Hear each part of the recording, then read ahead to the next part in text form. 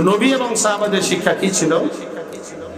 লক্ষ লক্ষ হাদিসের মামুল হাদিস কোন হাদিস? হাদিসে জিব্রাইলের ভেতরে পাওয়া যায় ইন্নাদ দীন মুরাক্কাবুম মিন সালাসাতি আরজাইন, নিশ্চয় আল্লাহর দ্বীন গোড়ার দিকে গঠিত হয়েছে তিন অংশের দ্বারা। বলে আলহামদুলিল্লাহ। কয় অংশের দ্বারা? আকায়েদ, তাসুব এবং ফিকহ। যেই দলের ভিতরে থাকবে তারা হলো এক দল। সেই শিক্ষা হলো আল্লাহ রাসূল এবং সাহাবাদের শিক্ষা। হাদিসে জিব্রাইলে বিস্তারিত আছে। কাজে আল্লাহ রাসূল এবং সাহাবাদের শিক্ষা আমরা পেয়েছি। বেজার না খুশি? এক দল হওয়ার জন্য, জান্নাতি দল হওয়ার জন্য আল্লাহ রাসূল এবং সাহাবাদের শিক্ষা লাগবে। সাহাবাদের শিক্ষা আল্লাহ রাসূলের শিক্ষা কি আংশিক ছিল না পূর্ণ? আরো জোরে আংশিক না পূর্ণ?